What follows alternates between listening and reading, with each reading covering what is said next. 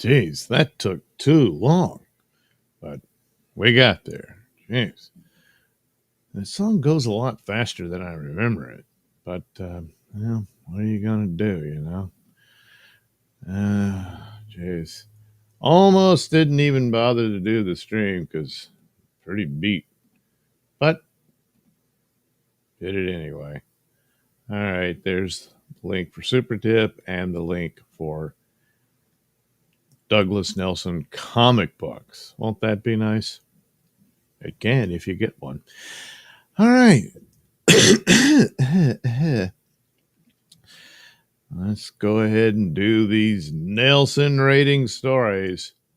So, guess I'll get through this Star Trek stuff. Yeah. Oh, yeah, I got to watch the latest one. Yeah, imagine me not watching the latest Star Trek. It's pretty bad. But other people have plans for more. Yes. All right. Paramount doubles down. Khan returns in Star Trek audio series no one asked for. Well, it was originally going to be a televised series that I wasn't interested in. But now it's like, well, let's just use the script or story or pitch or whatever for an audio story. So, all right. So just when fans thought Paramount might leave Khan alone after the Star Trek Into Darkness disaster, the studio revealed at Comic-Con that they're bringing him back, this time as a scripted podcast titled Star Trek Khan. The audio series launches September 8th, 2025. Well, that's not far away. On Star Trek Day. Okay. And promises to explore Khan's descent into madness on SETI Alpha 5. But considering how badly the franchise already fumbled the character with Benedict Cumberbatch's whitewashed reboot, fans aren't exactly thrilled. Oh, yeah, that's the one time they had a race swap, but it was a white guy replacing the man of color. How about that, huh? Yeah. So there's a little image, Khan, and he's got one of those earwicks that they put in Chekhov's ear, from the movie. Anyway, voiced by Naveen Andrews, Lost. Oh, yeah, remember him? He was on Lost. He'd gotten busted and used as an informant during the Iraq War and stuff like that. Anyway, the new Star Trek Khan podcast is being sold as a deep character study of Trek's most iconic villain. The show will follow the events between the original series and the Wrath of Khan, digging into how Khan went from genetically engineered Superman to full-blown space tyrant. Well, he never got a chance to become full-blown space tyrant. He was a tyrant on Earth. And then went into hibernation in space, then Kirk finds him. He tries to take over the Enterprise, ends up exiled on that planet. And then that all went to hell, gets revenge on Kirk almost, and then blows himself up with the Genesis thing. Yeah. Yeah, so he never did get to rule an empire or anything in space. Anyway, joining Andrews is Ren Schmidt for All Mankind as Marla McIvers. Oh, we'll find out what happened to her. Oh, we already know. She succumbs to, one of those. Sonia Cassidy as Dr. Rosalind Lear. Trek legends Tim Russ and George Takei also returned to voice Tuvok and Captain Sulu, respectively. Why? It takes place in between the original show and Wrath of Khan, so Sulu wouldn't be a captain yet. And Tuvok, well, that's right. Tuvok was a part of Sulu's crew. So maybe they'll jump through in time or something, and there's some reason why, I guess, the Excelsior, that was Sulu's ship, has to look into Khan for some such reason. Anyway, the podcast will drop weekly episodes through November 3rd. Drop, such a dumb word for debut or like post debut, something like that. Dropping it, it's just like, here, we're dumping this crap. It might as well be the podcast will dump weekly episodes, you know. Backlash already brewing. Fans online have already questioned why this even exists. Nicholas Meyer, writer-director of Wrath of Khan, may be involved, but that hasn't eased concerns. The J.J. Abrams reboot already tarnished the Khan legacy for many, and instead of moving forward with new stories or characters, which they haven't done in 10 years, Paramount is once again going back to a well that many feel should have been left alone. And with Alex Kurtzman attached as executive producer, the skepticism only grows. Star Trek Con joins a long list of side pieces, projects from the current Trek team, including the heavily disliked Starfleet Academy trailer. God. And the recently mocked Strange New Worlds puppet episode. It seems like Paramount is throwing every format at the wall. TV, animation, musical episodes, puppets, and now audio drama, in hopes something sticks. An audio drama is just literally to dump it. It was, like I said, it was supposed to have been a TV miniseries. Didn't happen. Whether Khan will redeem itself in podcast form or become yet another footnote of the franchise's uneven modern run remains to be seen. Well, with Kurtzman involved, if there's a way to screw it up, he'll do it. The premise in the story of Khan and his crew surviving on that planet before it gets destroyed, it's just not that interesting. The better story would be his rise to power on Earth, and not just be about him, but be about that whole eugenics war that Trek referred to. It's only backstory stuff, so it's not really meant to be delved into. But, you know, you could. But at this point, yeah, leave it alone.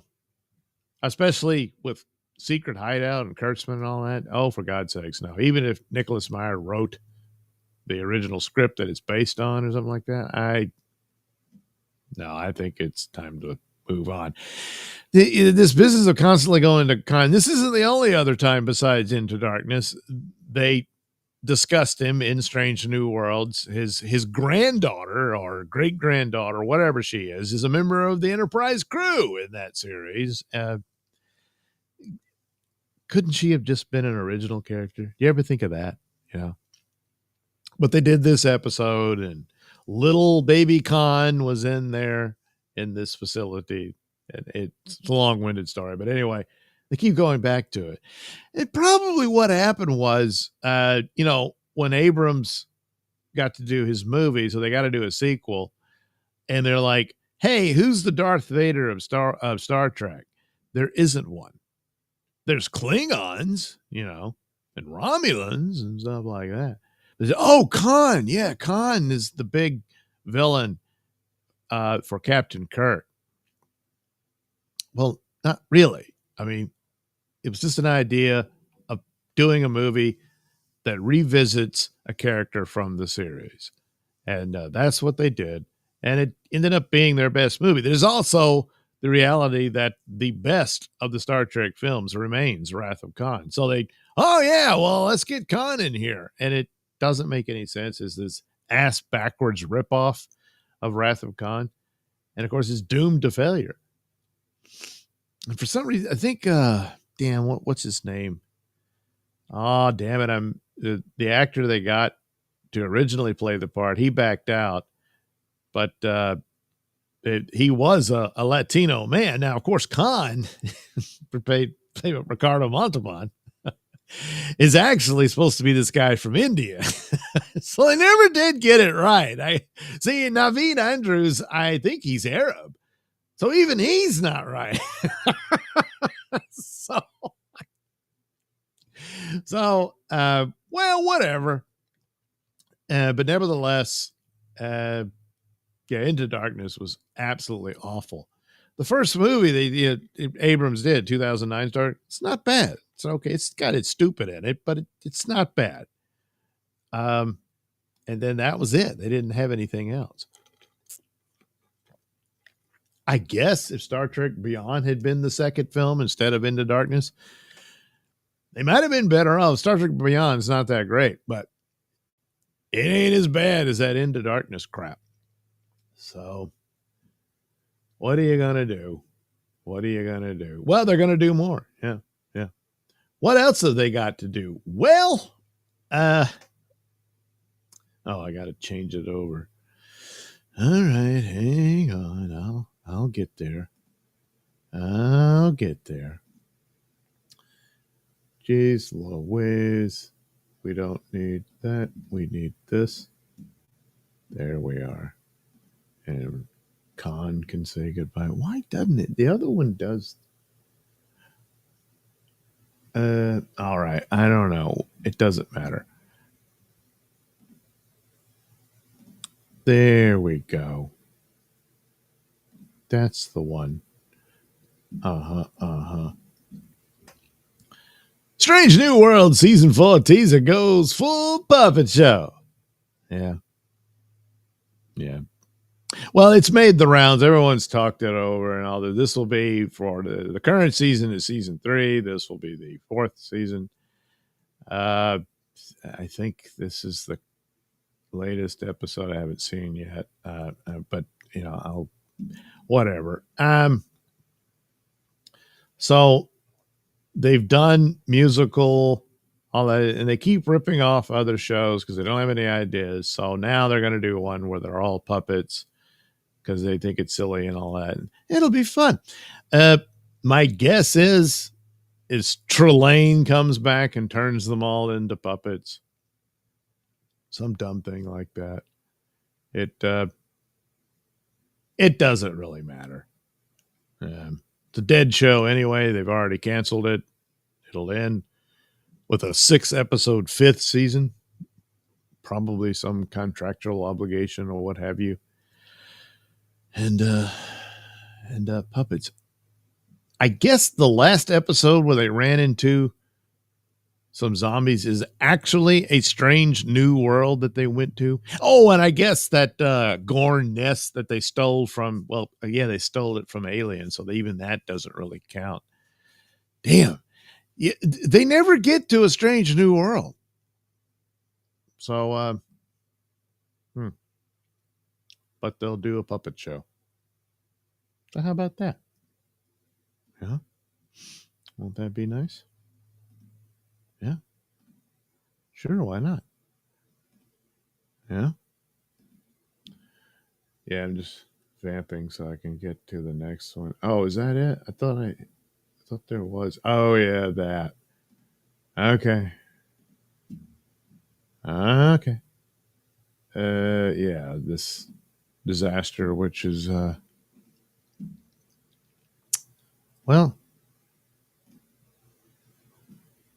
okay, so, what could be worse than a Star Trek puppet show? Well, here comes Strange Academy. Yeah. So they've already been through this. This is a Jim Hadar creature. They were clones. They didn't have females, but now they do. Look, it's in the distant future. They can do whatever.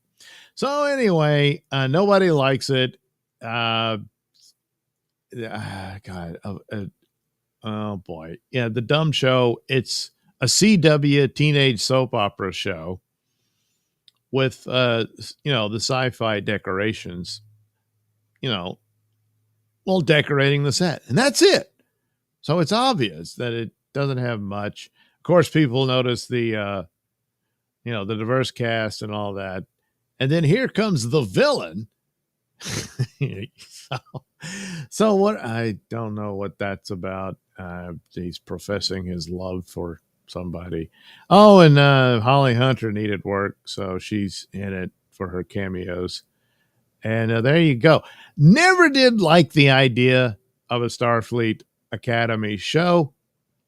Long before even this version came along. This goes back to the 80s. I think they wanted to do it with young Kirk and Spock way back when they were going to recast and all that. And just never liked it. I always thought that was boring and stupid. And in this era, this can only be a teenage soap opera. And I said CW standard. Probably can't even meet that standard.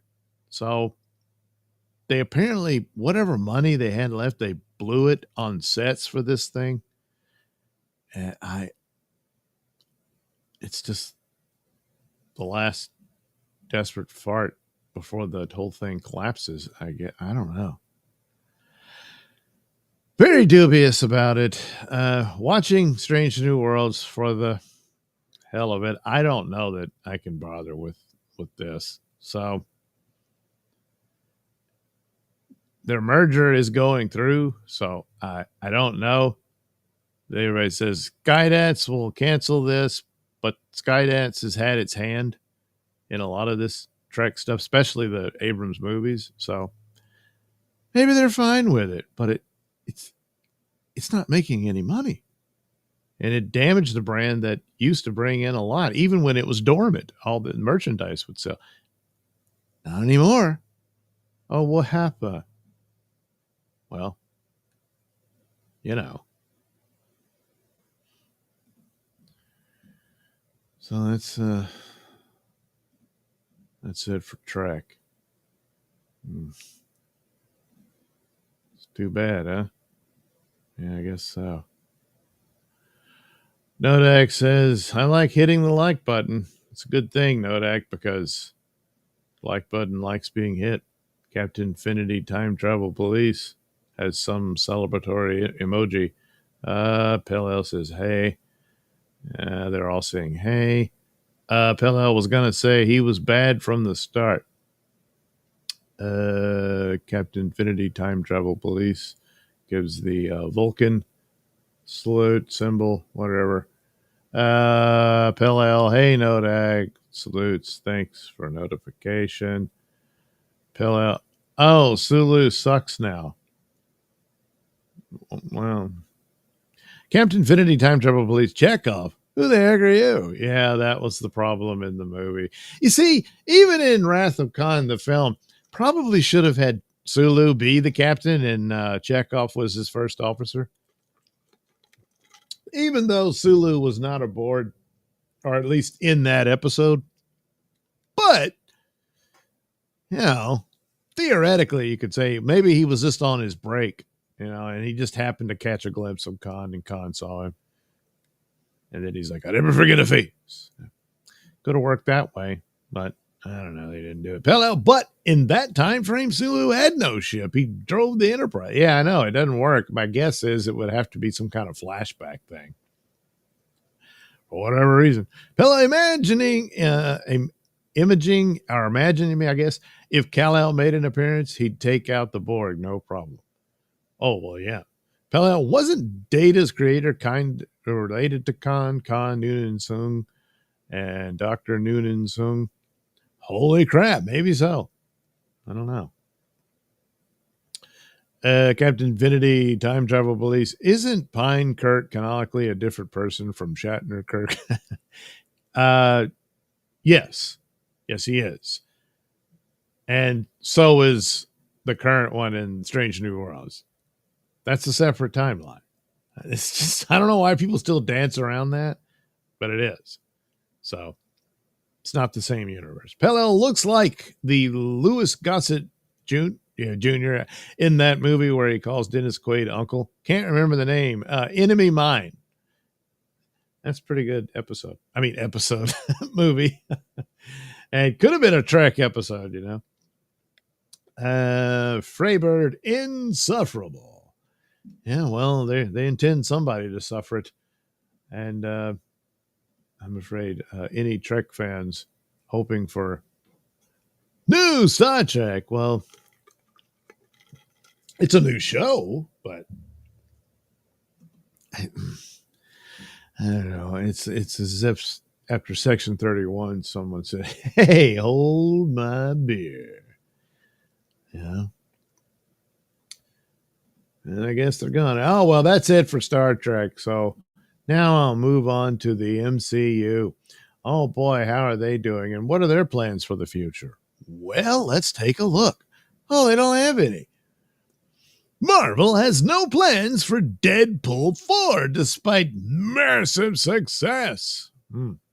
It's their only successful film of late.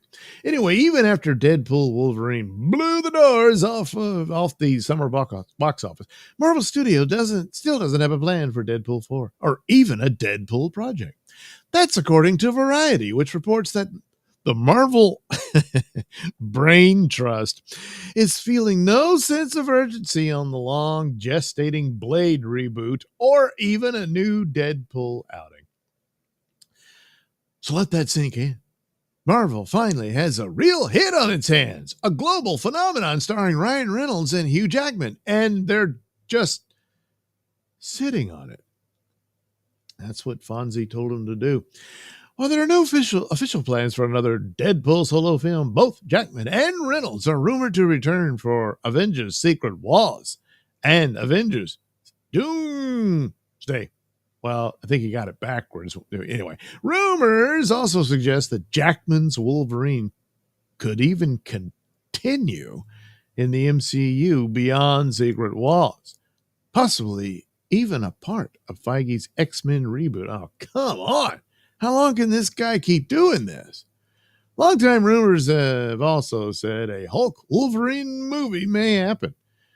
Well, that is something. If only you had a better Hulk. But anyway, while Marvel is said to be holding off on a Deadpool 4, Ryan Reynolds is quietly working on a new project. An ensemble featuring Wade teaming with 3 to 4 X-Men characters. The Hollywood Reporter notes this is being developed independently by Reynolds, meaning it's not officially greenlit by Feige and Mob.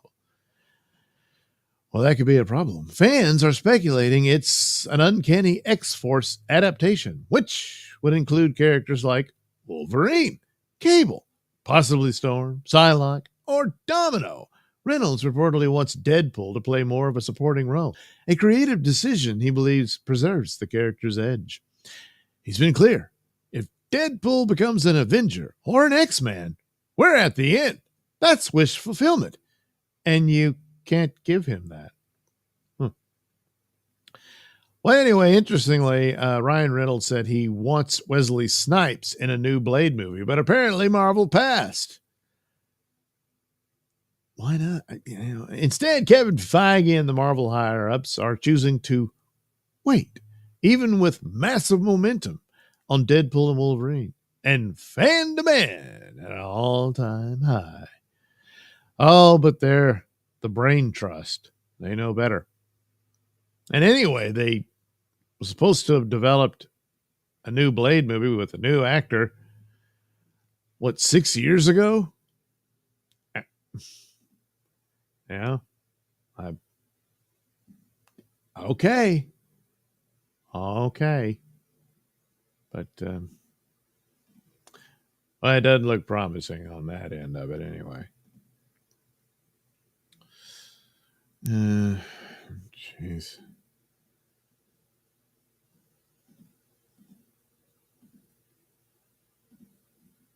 Go there and here.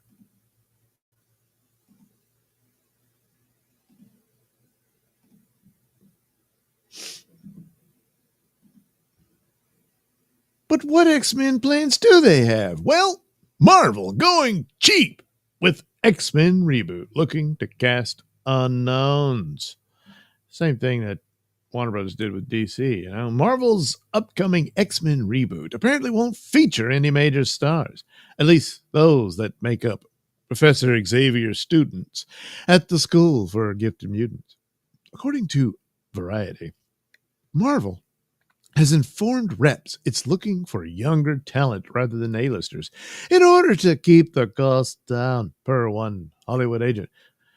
That confirms what Kevin Feige has hinted at. The reboot will skew younger, but the financial motivation now appears to be the driving factor. Well, there's also to consider, what if they actually do pull it off and they have a hit X-Men franchise? Well, now you got these young actors who can do the role for at least the next 10 years. So casting is expected to begin soon, with the field wide open, according to Variety, meaning just about anyone could land a role. Uh-huh. They have been a place to tell stories about young people who feel different and who feel other and who feel like they don't belong, Feige said about the MCU's X-Men in a recent roundtable press interview. That's the universal story of mutants, and that is where we're going. So, representation and stuff. So don't expect it to look like this. Yeah. If Feige is indeed going with unknowns and younger talent for the X-Men, that likely means all those recent casting rumors could be false.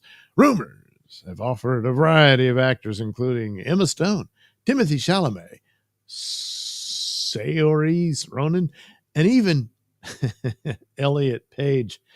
Well, when Elliot was Ellen, was already in the X-Men. Well, anyway, and Hunter Schafer with Jenna Ortega and more. Yeah, no, none of that. X-Men reboot still in early stages. Jake Schreier from Thunderbolts is directing, and Marvel is still fine-tuning the script, which means they'll still be writing it right before the premiere of the movie. In the scripts by Michael Leslie, The Hunger Games Ballad of Songs and Snakes. Variety also notes that Marvel is holding July 23rd, 2027 for a mystery film, but says X-Men won't be filling that date. Oh, so it's something else. Well, whatever. It stands to reason you want cheaper talent, especially since you're going broke because you can't make good movies anymore. And but if they want Hugh Jackman to stick around, then I guess he'd be the only big name, But, geez, it's time to move on, isn't it? I mean, I would think, maybe not. Well, we'll see how that goes.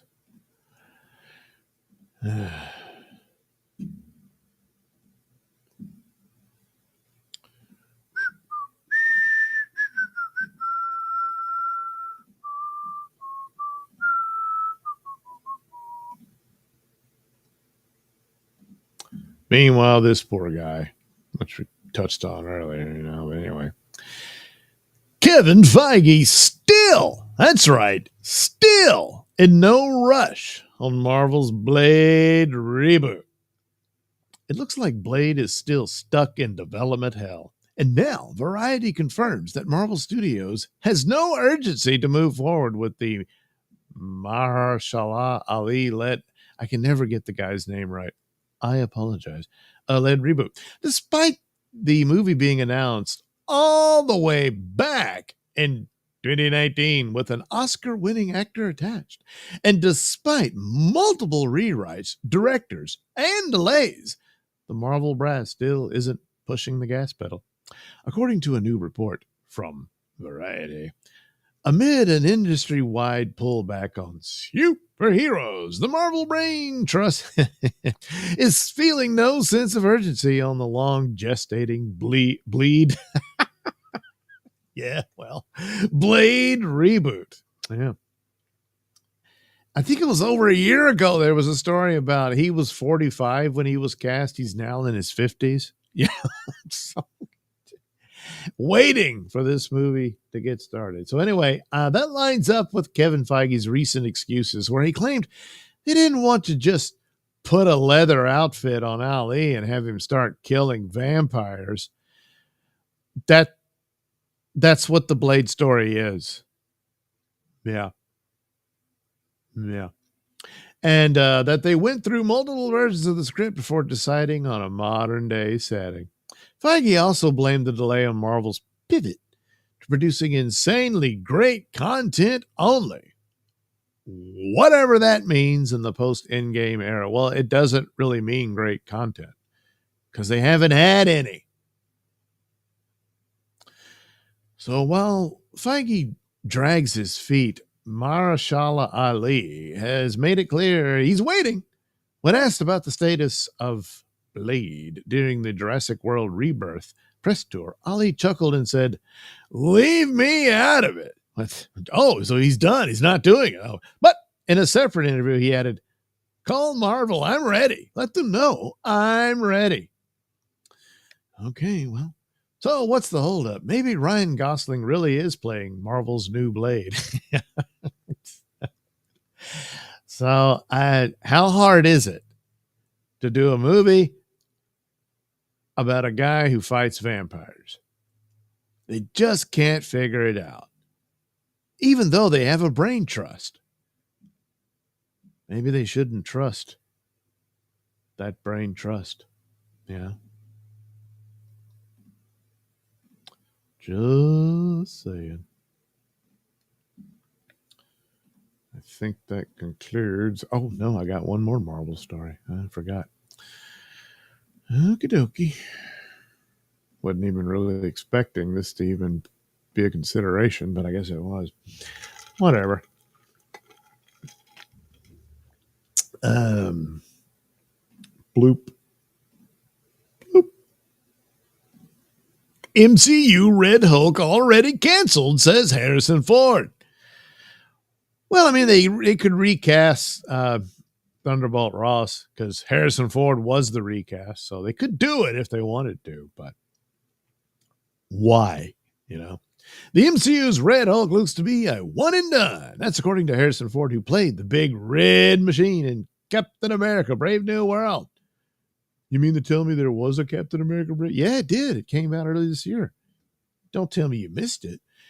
If that is indeed the case, that means there are no future plans to use the Red Hulk in the MCU, including in Avengers Doomsday and Secret Wars. When asked by Variety if Kevin Feige has convinced him to come back to Marvel again, Ford simply replied, nope.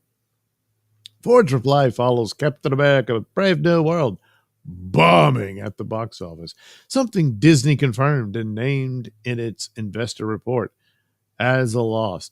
And there's Red Hulk's reaction. Oh! What happened? Feige also said in a recent roundtable press interview that fans didn't go see Brave New World because it features a Captain America who is not Chris Evans. Oh, let's see. It was the first without Chris Evans, said Feige. Oh, well, all right then.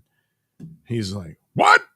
You know, Captain America: Brave New World only brought in $415 million on a reported budget said to be $180 million. Oh, it's way more than that. Come on. It's claimed the budget is actually a lot higher due to all the reshoots. $180 million? I don't even believe that's the original budget, you know. But anyway, the critics also slammed it with 46% Rotten Tomatoes score, and the audience score is low for a superhero flick at 76%. So Anthony Mackie is confirmed to be returning for Avengers Doomsday. Rumors offer Chris Evans is also returning, but it's not known if he'll be returning as Captain America Steve Rogers or some sort of variant, similar to Robert Downey Jr. returning as Dr. Doom.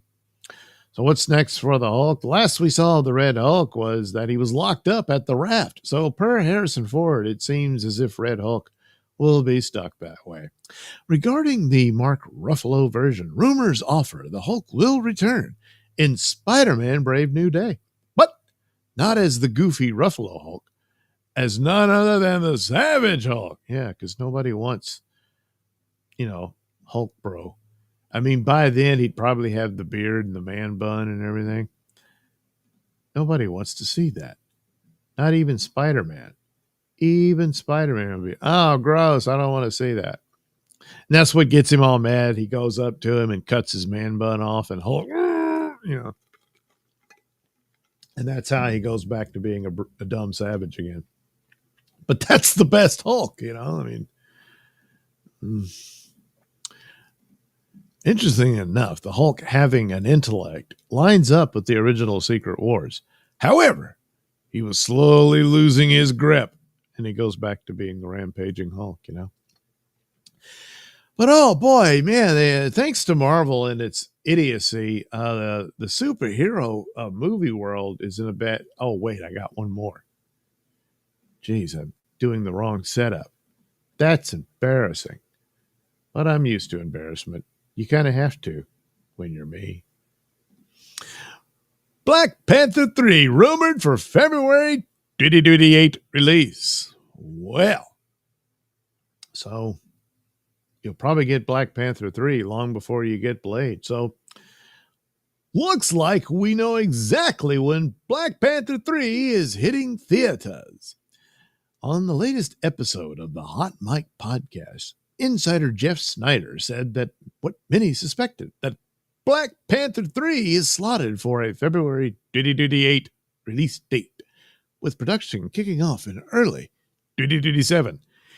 If that's indeed the case, that means Black Panther 3 will be first out of the gates for the MCU following Secret Wars. And so that's their chance to do the reboot. And Black Panther 3 should probably just be a new Black Panther 1, where you've recast the role. So it's T'Challa again, you know? Black Panther 3, that's February 2028, said Snyder, adding, that's going to start production. Okay, all right. The date lines up with one of Marvel's previously announced untitled releases, February 18th, 2028, which now looks to be claimed by the third Wakanda film. The first Black Panther also had a February 16th, 2018 release. Wakanda Forever was released on November 11th, 2022, featuring Letitia Wright's Shuri as the new Black Panther. Former Marvel producer Nate Moore recently stated that Black Panther 3 won't arrive until after the upcoming Avengers films, with Avengers Doomsday dropping in 2026 and Secret Wars in 2027. A 2028 release for Wakanda makes sense. Ryan Coogler is confirmed back as the director. Denzel Washington is also confirmed in an unknown role. Damson Idris is heavily rumored to play the new Black Panther, though it's not known if he would play T'Challa, his son, or even a variant. Just go with the Secret Wars reboot, and he's T'Challa, you know? Anyway, in addition to Black Panther 3, Marvel currently has 3 more untitled films slated for 2028. So, what could it be? Obviously, yeah, I say one of them could be X-Men. I'm guessing. That's pretty spot on. But then there's that third one. What could it be? Oh, well, we'll just have to wait.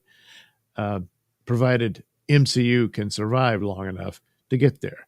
And that becomes increasingly dubious. Yeah. I mean, it's not a nice thing to say, and if you can't say anything nice, don't say anything at all. But when it comes to talking about Marvel, you kind of have to these days.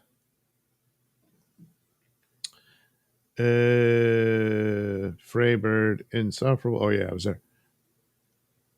Where's the little... There it is. No, like, how old was Patrick Stewart when he first was Professor X? He had to have been the age Hugh Jackman is now. Good thing steroids aren't illegal for actors. Yeah, I guess so. Edward Bailey, Patrick Stewart has looked 50 when he was 30 and 70. Well, that's just because of the hair loss. No, like, Patrick Stewart was 60 when the first X-Men came out. Hugh Jackman is now 56. Well, all right, but I mean... You know, you've seen him lately. I mean, this will be his final outing as Professor X in the Avengers movies. So Hugh Jackman could keep on doing it, I guess, for the next 10 years. You know, he stays in shape and everything. You know, if he wants to.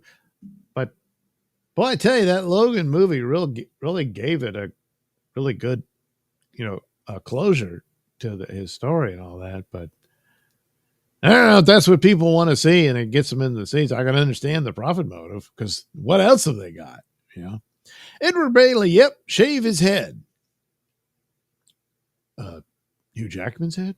Edward Bailey, can the Green Witch actress from Wicked play Blade? Oh my God, good point. That might be where they'll go, or at least was the plan. Wes Cagle, Kevin Feige can go fuck a duck. But can he? Wes Cagle, I guess YouTube didn't like me saying that Kevin Feige can go fuck a duck.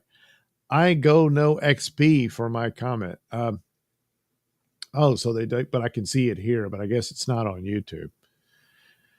Well, Wes Cagle, and I still got no points. He does a middle finger emoji to YouTube. Wes Cagle says, well, that one got some points. Oh, all right. No, like waited for Captain Red Hulk on Disney Plus. Glad I didn't spend movie theater prices on that stinkeroo. Yeah, it wasn't good. Right now, probably Thunderbolts is their best movie of the year. I'm now leaning towards close second on Fantastic Four. Captain America and Brave New World. The whole thing is just, the whole idea, and coming out of the comic book version, which was far worse when they just exploited Sam Wilson for that, obviously. There's no way for it to win. Some elements of it, I guess, could work, but yeah. And plus it was butchered and redone and you can see it and all these people. It was just a few pickup shots. No.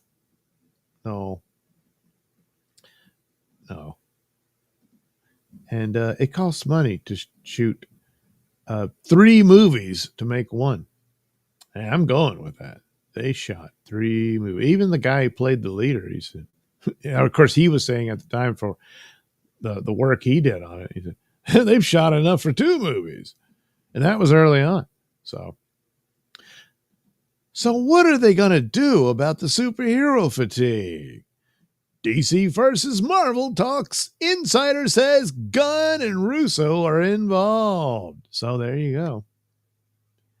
Cross them over and have Justice League versus Avengers, So at Comic-Con, a Hollywood insider told Matt McClellan there are active discussions happening about a DC versus Marvel movie, and that both James Gunn and the Russo brothers are on board. The source pointed out the recent Deadpool/Batman crossover comic book announcement as a sign that intercompany collaboration is closer than anyone thinks. Well, it's a lot easier to put out the comic book than a movie. Recently at a Comic-Con, DC and Marvel unveiled a variant cover that shows Deadpool with the Infinity Gauntlet featuring both DC and Marvel characters. Here are some additional things we've been told at Comic-Con. Warner Brother adds more Lobo to Supergirl. Okay. Warner Brother insider says DCU Lanterns is really good. Okay, all right then. No Robert Pattinson in DCU. Concerns raised about Gunn's Batman. Oh boy. Marvel exec says DC ruined the MCU and backs James Gunn. Well, yeah. What really happens in the Fantastic Four post-credit scene? Doom. It's Dr. Doom. Superman and Fantastic Four budget soar. Oh, yeah, I talked about that one. I think it was more on spot with Fantastic Four with Superman. And it just talked about scenes they cut. I don't know if that could balloon the budget. A reshoot could. But anyway, Zaslav's master plan unfolds. Warner Brothers Discovery splits into 2. Yeah. Trisha Helfer stuns at Comic-Con for Dinosaur War. All right. So anyway, I don't know why I got sidetracked in that. Here are some additional. Okay. So we're all caught up on Comic-Con. So here's the cover. There's Deadpool with the Infinity Gauntlet, and there's Rocket and Captain America. But everybody else is DC. You got Batman, Wonder Woman, Joker, and Daredevil. Daredevil shows up. Green Arrow, Green Lantern, and a shark with arms and legs. Oh, and Crypto. Yeah, I don't know. But anyway, James Gunn has also publicly hinted at the idea before. In a recent Rolling Stone interview, the outlet pointed out a copy of a Superman/Spider-Man crossover comic book from the 70s is sitting at the table. Coincidence? So he says, we've talked about it 1 billion times. That's a lot. This could easily happen. Oh, really? But simultaneously to that, I think it would be interesting. But I also think people are a little over it. They are. I mean, well, they haven't done it yet. And not like that. No. I think people want to see good stories with their superheroes, and that's what matters. Well, yeah. And they want to see different types of stories with their superheroes. And people love superheroes. That's obvious. But they need more variety. And they need just more quality storytelling. And just having Spider-Man and Superman team up isn't going to do it if it's shit. So it's got to come from a real place. Well, shit can be real. And it's really hard to make that work. I did Superman because I love the character, and I was excited about writing that movie. If I were to write a Superman versus Spider-Man movie, is it a concept I'm going to be like, oh yeah, this could be a great film? Or am I doing it because, oh yeah, people want to see Superman and Spider-Man team up? Well, both could be true. For me, it would have to be, if we ever did that, it would have to be under someone who thought it was going to be awesome. It wasn't just a cash grab, because I'm just not into that. Really. You don't want to make money. Come on. I mean, Deadpool Wolverine is the MCU's most successful movie of late. I mean, people enjoyed it. They loved that. And they loved those guys playing those roles. The story in and of itself wasn't all that great, but their back and forth is what sold it. So if you've got people interested in the actors playing Superman and Spider-Man, and you put them in a team-up movie, their basic story, they got to stop some bad guys. It's not that hard. It's, and of course it's a cash grab. But if they're entertained, they're happy to give you the cash. Back in 2023, Gunn told Empire, I'm certain that's more likely now that I'm in charge of DC, tells Empire. In the new Guardians Volume 3 issue, what? Oh, okay. Who knows? Just don't expect anything on that front in the immediate future. That's many, many years away, though. Says, I think we have to establish what we're doing at DC first. Well, that's true. He's got to establish a DC entity for them to cross over with, since they shit canned the old one, I would be lying to say that we haven't discussed it, but all discussions have been very, very light and fun. If a DC versus Marvel movie ever does happen, we can guess it's years away, possibly 2030 or later. Well, 2030 isn't that far away. James Gunn is currently just starting to, okay. So, and the Russos are doing the Avengers movie. So,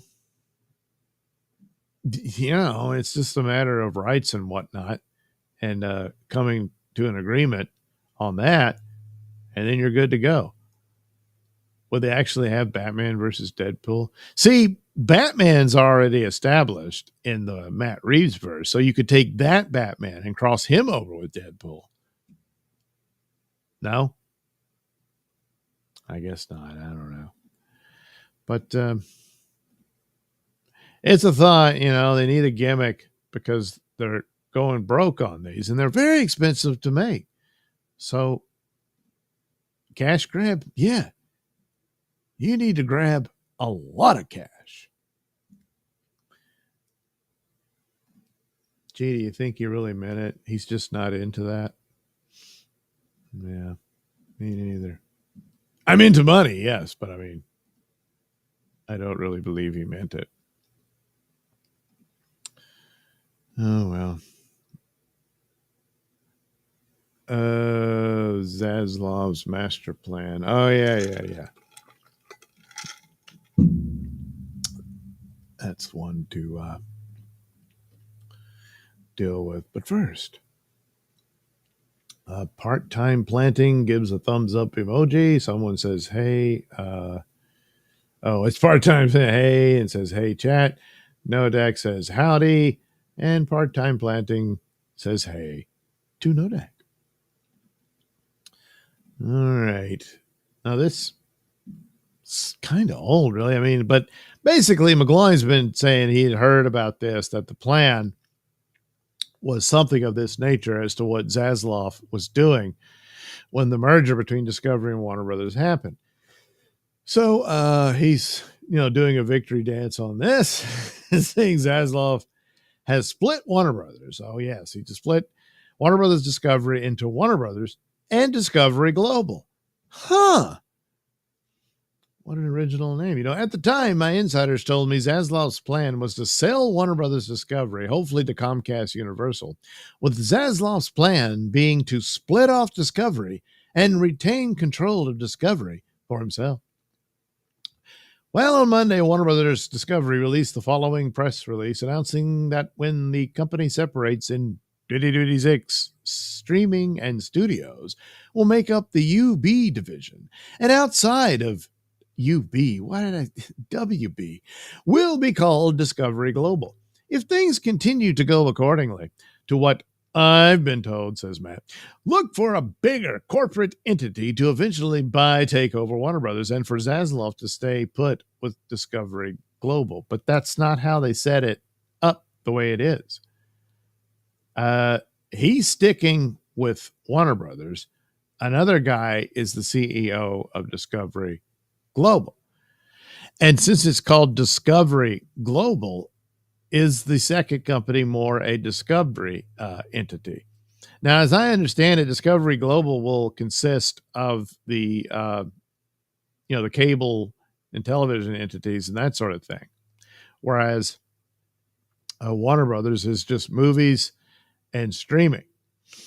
So the streaming and studios, which will be homes to Warner Brothers Television, Warner Brothers Motion Picture Group, DC Studios, HBO Max, and Warner Brothers Gaming Studios, as well as, but they still do retain cable and television. And so they're just giving global networks. Hey, what does global networks get? CNN, TNT Sports. Well, that might bring in some cash. In the U.S., Discovery and top free-to-air channels across Europe, as well as digital products such as Discovery Plus streaming service. So they get the whole shebang of Discovery. So, and that's the separate company that Zaslav is dumping.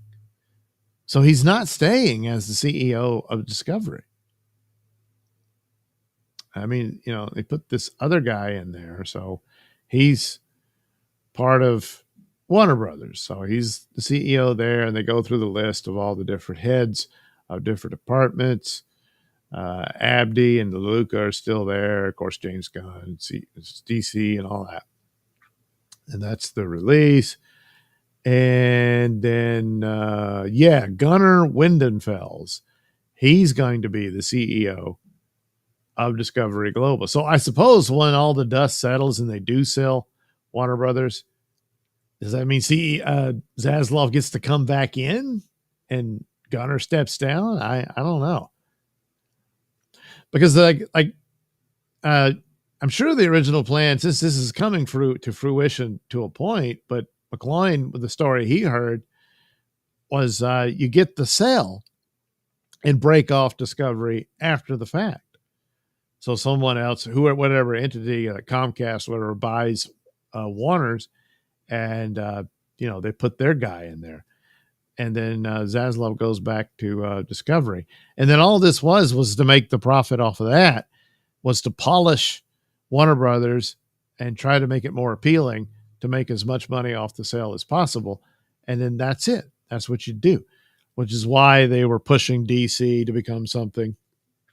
They want that Harry Potter series, and also they want to do more Lord of the Rings movies. So that's their three brands that they think are big moneymakers, or the potential to be moneymakers, and to make Warner Brothers bright and shiny to drive up the price that they can ask for in a sale.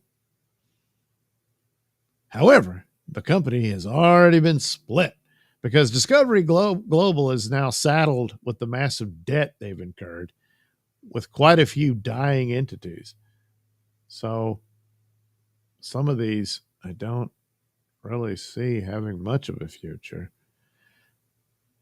But I guess Discovery continues and TNT Sports, maybe they'll mold that in, merge that into Discovery and call it Discovery Sports and leave it at that. And then mostly everything goes to Discovery Plus, which I don't know if they set up maybe like a licensing deal between the two entities, so Discovery is still a part of HBO Max. but maybe that split happens too. I don't know. But roundabout way, more or less, is, the result that was predicted.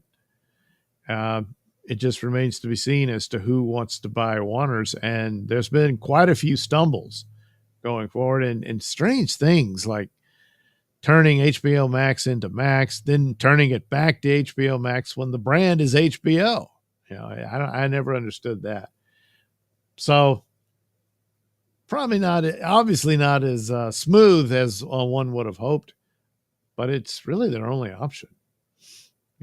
After a previous leadership really pooped the bed. And when you poop the bed, it's hard to sell a bed that's been pooped on.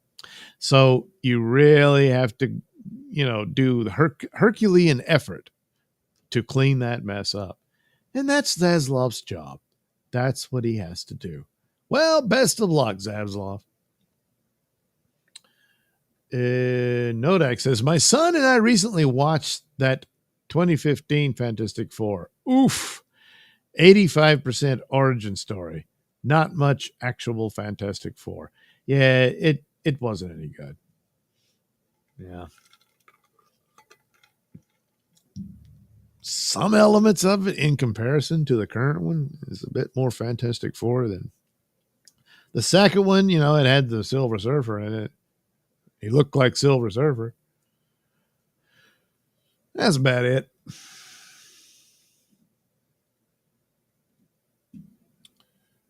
So, speaking of Warner Brothers, hey, how's that going over there in that neck of the woods?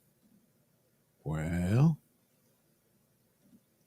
Superman continues crushing Fantastic Four at the box office. That's why he's smirking, and Reed looks concerned. Huh? James Gunn's Superman continues to crush Marvel's Fantastic Four. I already read that. Fantastic Four came out strong, nearly beating Superman's opening weekend, but quickly lost momentum as the weekend progressed. Expectations that fans who missed Fantastic Four due to Comic-Con would lift its box office have also come up short. And no, the excuse that Superman had early Prime Video screenings doesn't hold water. Those fans were always going to show up opening weekend anyway. So there we go. There's the numbers for Superman. And oh, wow, look, a cool graph. So red represents Superman and blue represents Fantastic Four. So there you go.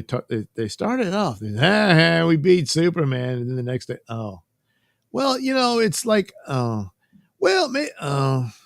hey, both of them had a little boost on Tuesday, which is, I don't know, kind of interesting. But it's back down. But now, is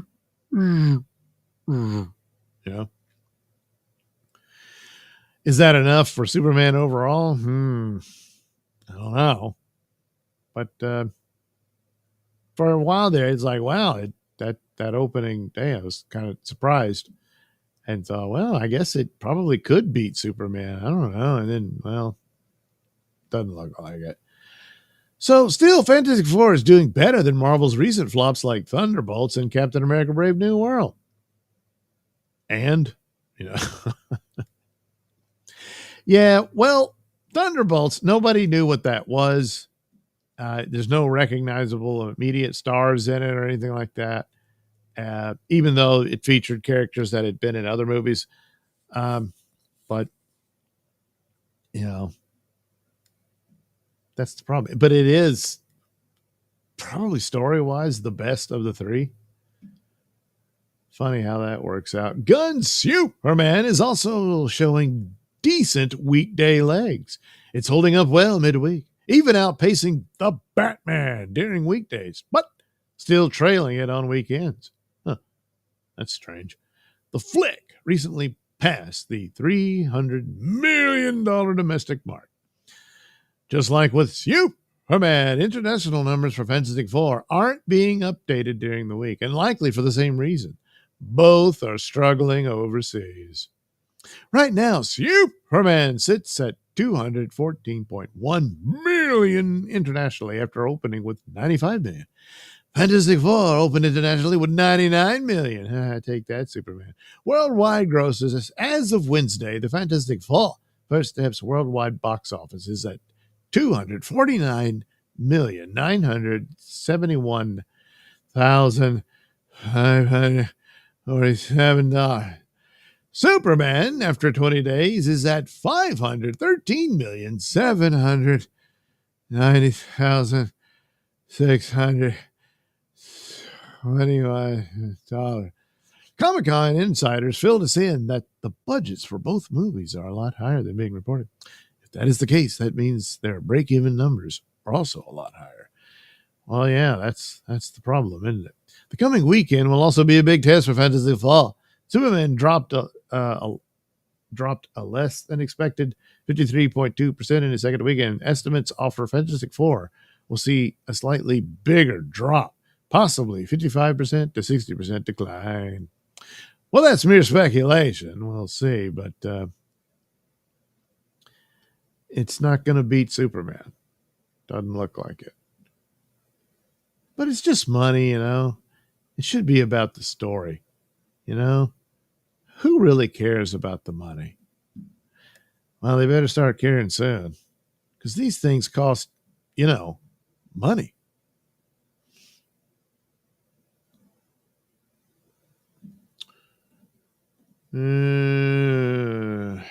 Superman. Steel Trails, Man of Steel, adjusted for inflation. Yeah, but my voice is going out, so I don't have time to deal with all this. Oh, got to get to other movies. But, all right, here's one more Superman thing.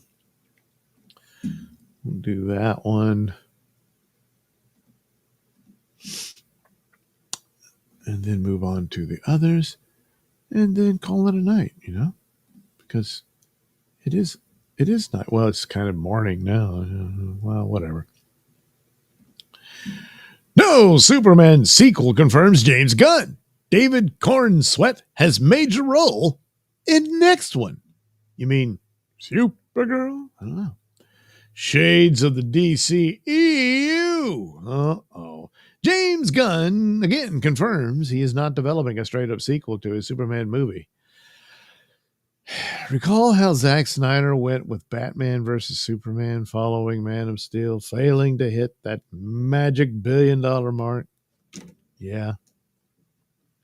Gunn's Superman, it won't come close to $1 billion, and it's now looking highly likely it won't even match Man of Steel's $670 million gross. Without inflation, that would have been $900 million in today's dollars. So Gunn's DCU, is it going with Superman number 2 as well? It's something fans have wanted since the Man of Steel. Even Henry Cavill pitched Man of Steel 2, but Warner Brothers didn't bite. Now Gunn isn't giving the fans what they want. It all sounds like something Mixelplick. I know it's pronounced Mixes-Piddalick, but I just can't say Piddalick, even though I just did twice. It sounds like something Mixelplick would be involved with. Sure, why not? James Gunn has been answering fan questions on Threads about his next DCU movie, which he is currently writing. The bad news is that if you like his Superman, there won't be a straight-up sequel. The good news is that whatever it is will feature David Cornsweet as the Man of Steel in a major role. World's finest, which, you know. So it won't be Batman versus Superman. It'll be Batman and Superman teaming up. Gunn posted an update on Threads that he is busy with Peacemaker press and sequel writing. A fan questioned Gunn, "I'm a little confused right now. Is this the same movie you talked about in the past? The one where you said Superman had a major role but wasn't exactly a sequel? Or is this a different movie? And this one is actually Superman number 2. Gunn responded, yes, sorry. This is the same movie. Superman has a major role. It's not Superman number 2. Well, look, it could be Superman Chapter 2. you know. Uh, hmm. I don't guess they'll want to call it Man of Steel because, Man of Steel. Suppose The Adventures of Superman. Now,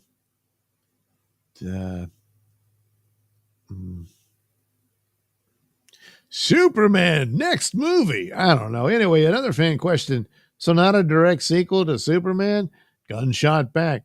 I'm not sure how you define direct sequel. Okay, it's a sequel.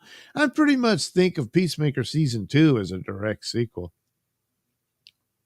Well, yeah, there was Season 1 and it says Season 2.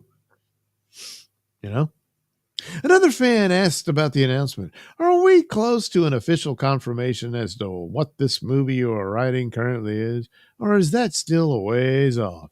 Gunn said, it's a ways off. What is the Superman sequel? Not World's Finest. Okay. There has been speculation that Gunn is writing a World's Finest movie, which would pair the David Cornsweet Superman with the new DCU Batman. However, while recently speaking with Josh Horowitz, Gunn shook his head no, that it's World's Finest, and said it's not Batman versus Superman. Superman's very important, said Gunn, who confirmed he is going to direct, and that announcement will be coming sooner rather than later. Well, that changes things a bit. Anyway, so what's next for David Cornsweet's Superman? Your guess is as good as ours. Gunn says it's a ways off, and it's not a Superman 2. Not World's Finest, and not Batman vs. Superman. Maybe Justice League International? Or how about, since Gunn did Cosmic at Marvel with the Guardians, Superman and the Legion of Superheroes? I doubt it. So what could it be? Well, it's not even Supergirl, so I figured he'd probably have a cameo in it, but a major role, he wouldn't have. Based on that comic book story, it wouldn't. So, hell, I don't know. Maybe they'll introduce some other character and Superman's a part of that. And so it doesn't matter. We'll find out. But it is odd. So it might be they already know. Well, it's not doing that great, but he is doing a Superman something.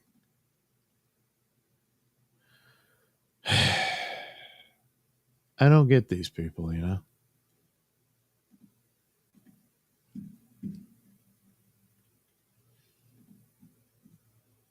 Oh, apparently they're still doing something with Star Wars.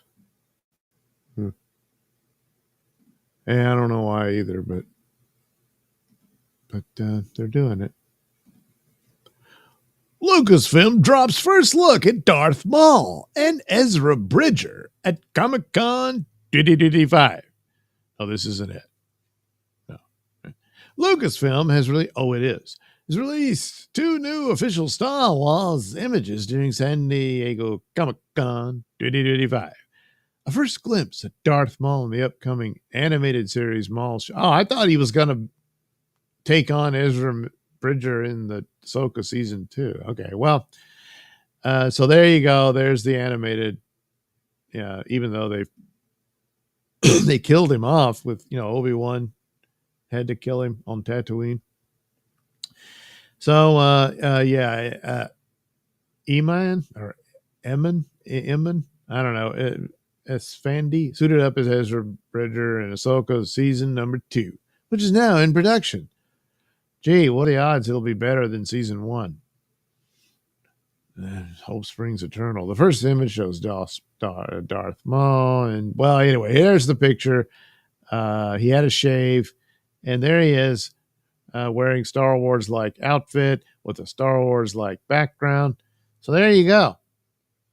He's in the Ahsoka show, and there's a Darth Maul toy. Oh, well. In addition, Lucasfilm revealed a new still. Okay, yeah. Filoni and the creative team are leaning heavily into characters from Rebels, and Ezra's new costume, complete with updated tech patches, hints that he may be playing a key role in the season's story arc. Or is he just going to be treated like a joke again? like they did in Ahsoka, or are they going to let him actually be a heroic character? Probably not. So anyway, the reveals were part of a larger showcase. Okay, this is nothing to get excited about. So there you go, Darth Maul cartoon, and Ezra will be in Ahsoka #2. So cool, huh? Yeah. Hmm.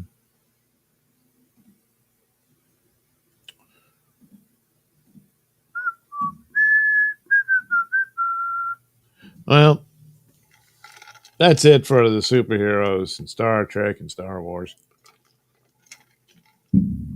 But it turns out there are other movies. That's right. There's horror movies. And this one is even part of the only other successful shared universe franchise next to Marvel. I mean, Marvel used to be successful. The Conjuring Last Rites debuts new trailer ahead of final chapter. The Conjuring Last Rites has debuted a new trailer and poster setting up the final chapter in the long-running horror franchise. Vera Farmiga and Patrick Wilson return as real-life paranormal investigators Lorraine and Ed Warren in what's being billed as their last case. So The Conjuring Last Rites marks the 9th theatrical release in the Conjuring universe and sees the Warrens face a new supernatural threat. Directed by franchise regular Michael Chavez or Shaves. I don't know. Usually that's a Z, isn't it? Anyway, the film is based on another reported true story. Well, and brings the original leads back for one final investigation. So these other people will be in it too. There's the poster. And she's, oh no. So it's directed, script by Ian Goldberg, Richard Nang, David Leslie John. Oh, that's a lot of names. Anyway, the behind the scenes team features, okay, Conjuring. Oh, that's it. So there's another trailer. This kind of a waste of time, but I'm looking forward to it. I've liked the Conjuring movies, even though they're awfully repetitive. But they're one of those that came out at a time to get away from the torture porn movies that were happening. And these went more into, yes, jump scares, but a lot of mood and atmospherics as being the main draw for it. And Conjuring was probably the most successful out of them. You had Insidious. They had a good run. And maybe they're going to continue with it. I don't know. I think at one time they intended for Insidious. No, not Conjuring. Insidious and Sinister were going to cross over. And Sinister, probably the weakest of the three as far as successful franchises of horror and all that sort of stuff. But Conjuring went full Marvel with, other films that are connected and that sort of thing. Of course, the true story of Ed and Lorraine Warren, yeah, I don't think so. Maybe it would have been, I mean, you're utilizing those stories as part of the draw into it. It probably wouldn't have, because the other movies, they're all completely fictional. But I mean, you could have used, like, no problem using folklore, which I guess that is what they're doing, because one of the movies that was a spinoff was based on folklore more than anything else. But I don't know. They wanted to address some of the things. So I guess that is what they did. I always thought it would be probably better to just do a completely fictionalized couple that are the demon hunter, heroes or what have you. But there's a lot of bit of obvious signs of grifting on the part of the Warrens in those stories and whatnot. But whatevs. Is it, and it probably way more exciting in the movie than what actually happened in those stories. But it's entertainment, so it's perfectly It's fine. So had a good run, and that'll be the end of it.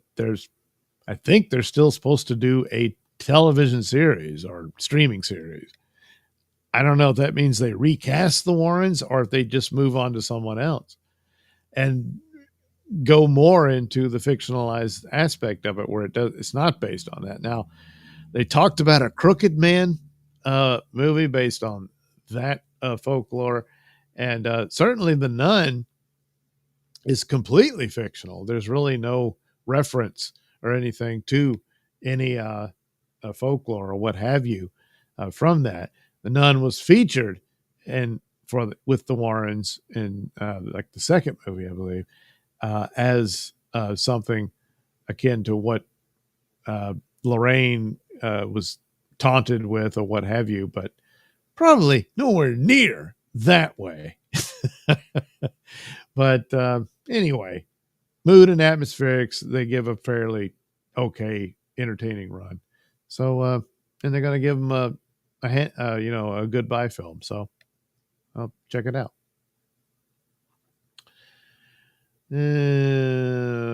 Nodak says that Galactus popcorn bucket looked pretty cool. Impractical, but cool.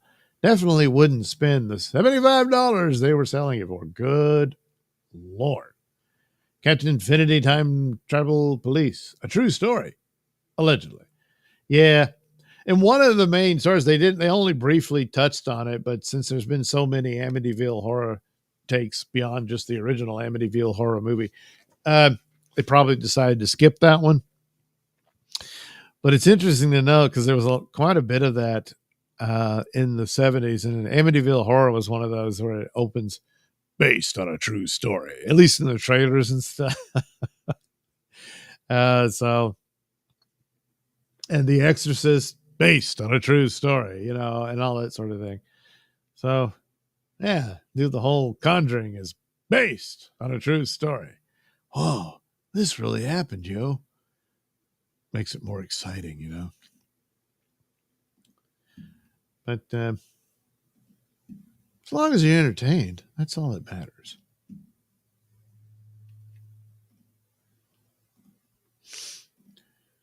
So this poor little movie that I have been pushing for, but well, the trailer, for the most part, I'm easy to forgive bad CGI, but it was bad CGI. So now they've got this sizzle reel. Red Sonja shows off action-packed sizzle reel, and it's a lot of behind the scenes, and of course, most of the movie is practical. So a lot of it is them running around with trees on fire, and she's doing a lot of fight scenes and that sort of stuff. It's perfectly fine. They've got some sets and whatnot, and that's about it. But so it's interesting, and they went through a lot of trouble for it. They briefly had the scene where she's in the chainmail bikini. It's nice. Yeah, looks great. So for that alone, gotta give it a chance. So anyway, a new behind-the-scenes sizzle reel for Red Sonja has been released, offering a deeper look at the making of the upcoming sword and sorcery film. The footage features cast commentary, training sequences, and action setups, led by director M.J. Bassett. The video shows Matilda Lutz as Red Sonja undergoing brutal training and intense combat scenes, backed by a cast that includes, these people.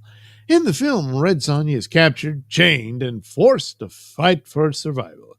She must rise from the blood-soaked fighting pits of a tyrant's empire, rallying a band of outcasts to take down Dragon and his bride, Dark Anissa. So at least they gave her, a little sword. They didn't give her some giant sword that would be hard for her to deal with. See? You're thinking.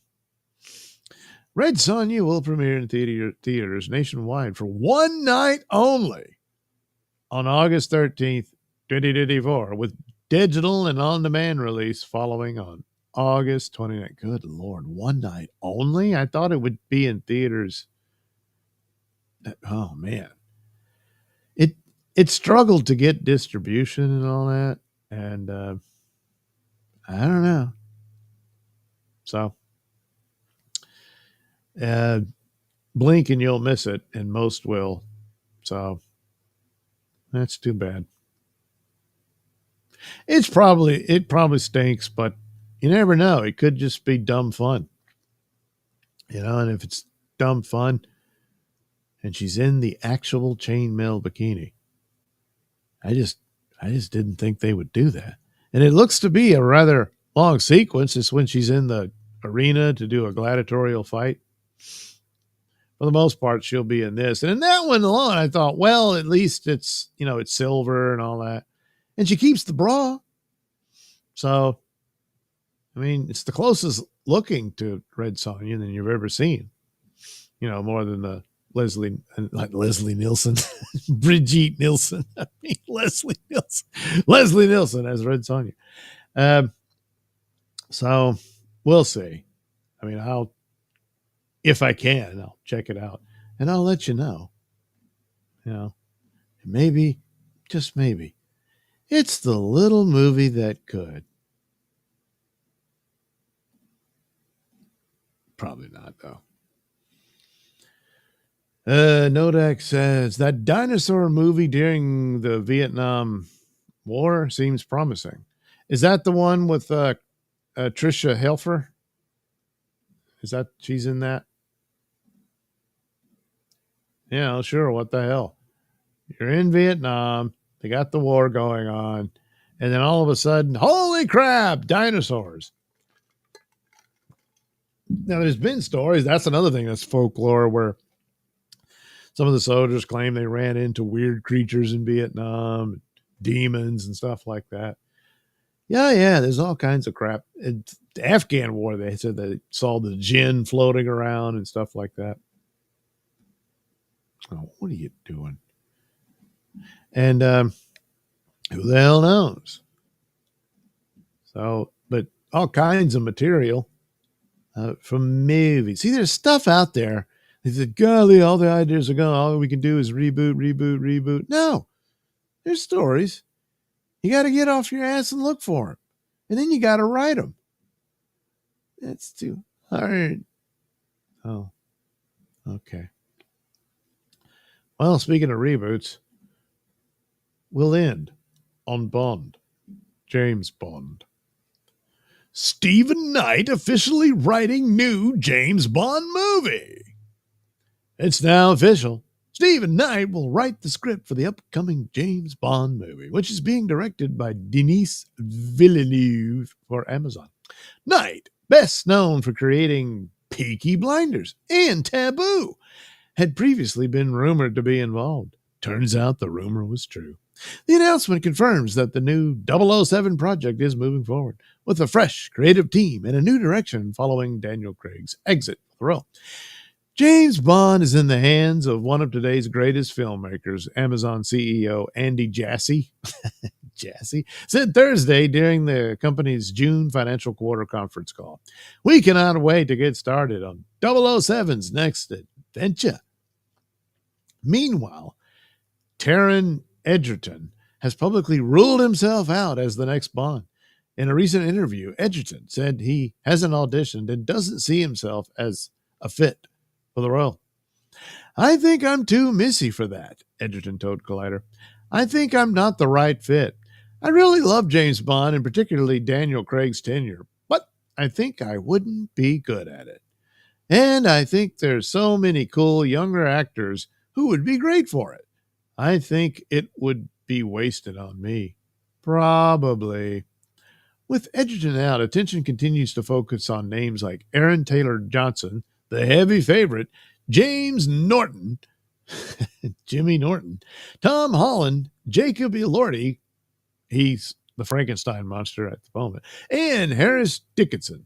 Sydney Sweeney as James Bond? No, she's rumored to be the next Bond girl. Oh, that's a no-brainer there. Yeah, that's what you need to do. With Villeneuve directing the Stephen Knight now officially directing, and Stephen Knight now officially on board to write. Amazon is putting its stamp on the James Bond franchise. Casting remains unconfirmed, though recent reports suggest Amazon is eyeing a younger, under 30 British actor for Bond, which would rule out older fan favorites like Henry Cavill and Idris Elba. Yeah, they should have gone with Cavill, but but if they want him under 30, isn't Aaron Taylor Johnson in his 30s? So it probably rules him out too. If that's, true or whatever. No release date has been announced yet. Tanya Lapointe, Villeneuve's wife and producing partner, is executive producer with Amy Pascal and David Heyman producing. So, well, yeah, there's going to be a new Bond movie. But what are they going to do? After what they've done to Wheel of Time and Lord of the Rings, it doesn't look good. They have these deals with Henry Cavill, and they're not going to cast him in the role. Now, Sydney Sweeney, if they put her in, that's a great sign that this might actually be a really good top to bottom Bond movie, regardless of who plays the role.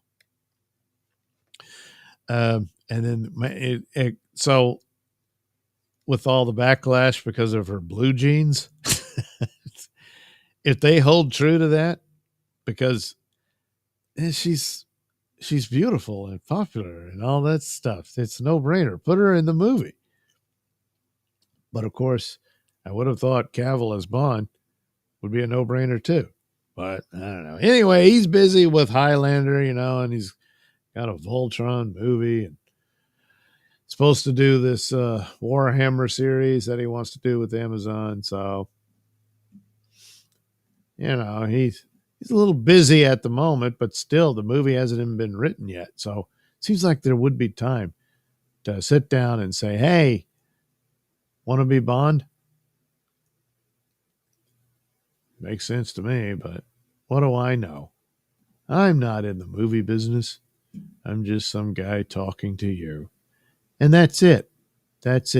We'll see how Bond turns out.